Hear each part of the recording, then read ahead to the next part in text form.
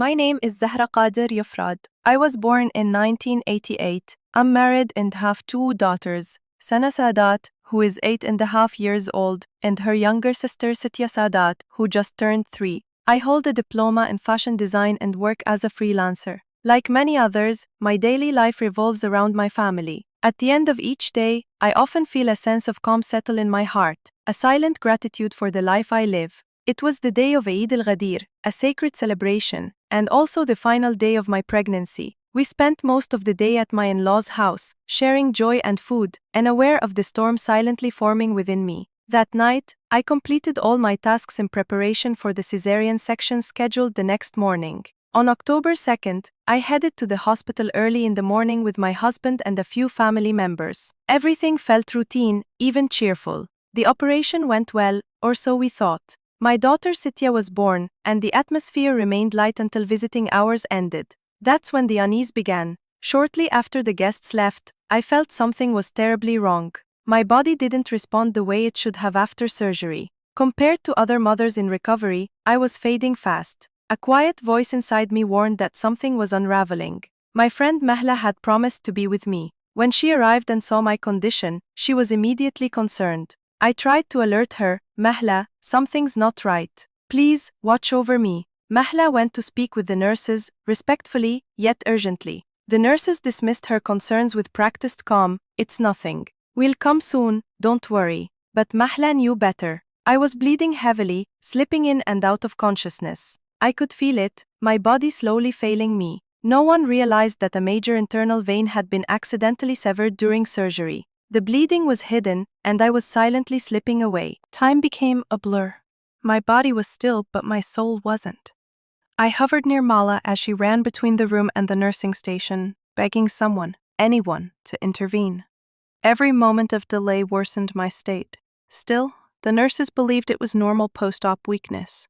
They pressed on my stomach repeatedly, unknowingly worsening the internal hemorrhage.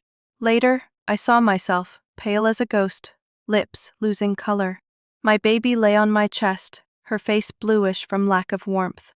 I slipped into unconsciousness again. And yet, I was aware. I followed Mala like a shadow. I wasn't seeing through my eyes anymore. I was seeing through something else.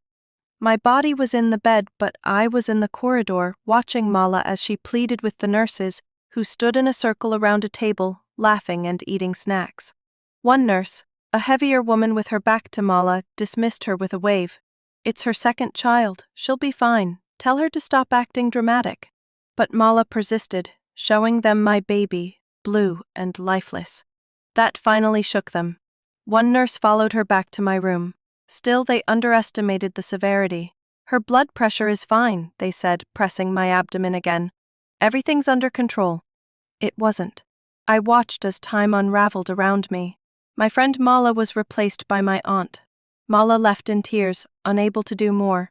My aunt tried to stay strong, but fear was in her eyes.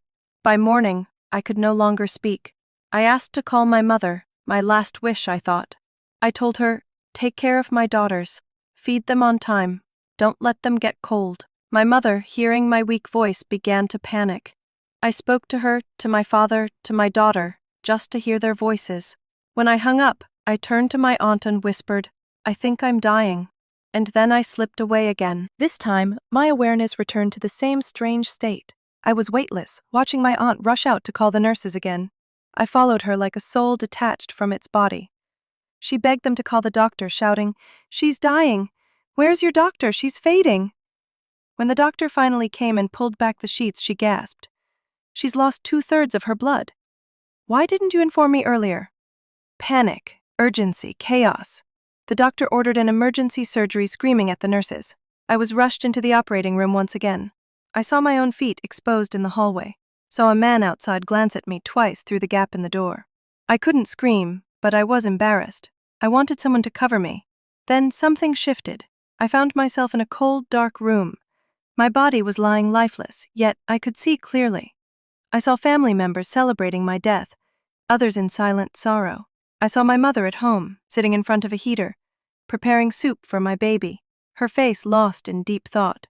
I saw my father reading the Quran, older by 10 years in just one night. "God, please, I cried from that strange place. Let me go back. Not for me, for my daughters. And then it happened. A light, a blue and white light, appeared in the tunnel above me. It grew brighter, warmer. It wasn't threatening, but I was afraid yet drawn to it. It grew until it was above me, pulsing with power. Then it entered me. In a flash, I was back.